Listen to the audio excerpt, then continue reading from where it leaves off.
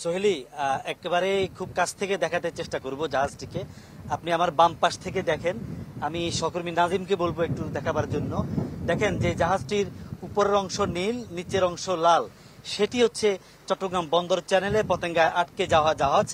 বেলা 1টার দিকে জাহাজটি বোট ক্লাবের বিপরীত পাশে বন্দর চ্যানেলে আটকা পড়ে এবং এখন এরপরে 4টার দিকে জাহাজটিকে বন্দরের 3টি টাগবোট উদ্ধার করে এখন বহির্নোঙরের দিকে নিয়ে যাওয়া হচ্ছে।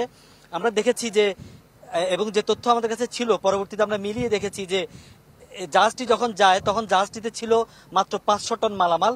জাহাজটি খুবই হালকা ছিল, যে কারণে ওই সময় প্রচন্ড ঢেউ ছিল, জোয়ারে খুব ঢেউ ছিল।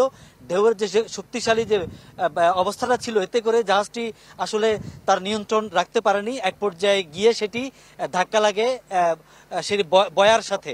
বয়াতে যে চেইন থাকে, সেই আমরা দেখেছি চেইনের সাথে জাহাজের যে প্রফেলার, সেই প্রফেলারটি গিয়ে আটকে গিয়ে জাহাজটি মূলত সেখানে আটকা পড়ে।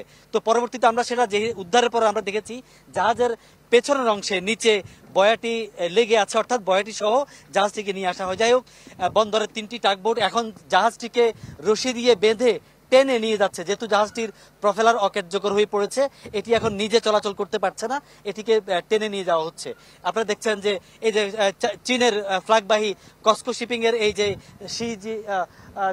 যে জাহাজটি, এই জাহাজটি এখন বহির্নোঙরে নিয়ে যাওয়া হচ্ছে সেটি চার্লিয়াং করে।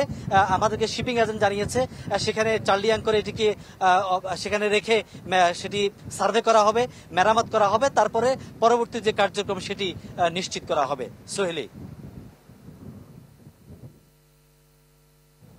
ফখরুল, ধন্যবাদ আপনাকে।